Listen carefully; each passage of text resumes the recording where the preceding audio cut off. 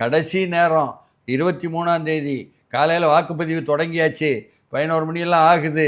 திடீர்னு சொல்லிப்போட்டு காலையில் 7 மணிக்கே முதல் ஓட்டாக நான் போட வரேன்னு சொல்லிவிட்டு 6:55க்கு போட்டு ஒருத்தர் போகிறாரு. அவர் போன உடனே அவர்கிட்ட போய் மாற்றம் வேணும்னு நினைக்கிறீங்களா, நாட் நீடட்னு சொன்னார் அப்படின்னு தயார் பண்ணிய பொய்களை கோயபல்ஸ் கம்பெனின்னு ஒன்று வச்சுருக்காங்க. அந்த கோயபல்ஸ் கம்பெனியில் தயார் பண்ணி உற்பத்தி பண்ணி பொய்களை உற்பத்தி பண்ணி பரப்புவது, அதை பரப்பினாங்க. அவர் விழிச்சுக்கிட்டாரு, என்னடா இது, நம்மளை தலைங்கிறான் தமிழ்நாடுங்கும், இவங்க நம்ம பேரையே தலையவே உருட்டிட்டானுங்களே அப்படின்னு மேனேஜர் உடனே மறுப்பு கொடுனாரு.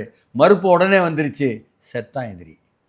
இப்படி கடைசி கட்டம் வரை பொய் சொல்வதற்காகவே பிறந்தவர்களா நீங்கள் இருந்தால், சூதுவாதே உங்களுடைய கொள்கை கோட்பாடாக இருந்தால், நீங்கள் வெளியே என்ன பெரியாரை சொன்னாலும், என்ன அண்ணாவை சொன்னாலும், என்ன அம்பேத்கரை சொன்னாலும், சூதுவாது, திட்டமிடல், சாதி மத வேறுபாடு பார்த்தல், இது மட்டும்தான் உங்களுக்கு வேலை, பெண்களுக்கு பாதுகாப்பு கொடுக்காமல் இருப்பது, இதுதான் உங்களுடைய செயல்பாடுன்னு 5 ஆண்டு நிரூபித்தா, சாதி மத வேறுபாடு பார்க்காத, பெண்கள் பாலின வேறுபாடு பார்க்காத ஒருத்தர் அடையாளம் கண்டு அவர் தானே போடுவாங்க.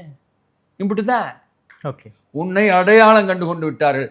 ஆனாலும் கூட 71 தொகுதிகளில் கூட்டணி கட்சிகளாக வந்துவிட்டு 58 தொகுதிகளில் திமுக தனித்து வந்திருக்குன்னு சொன்னால், ஐயோ கூடாதது அதுதான்.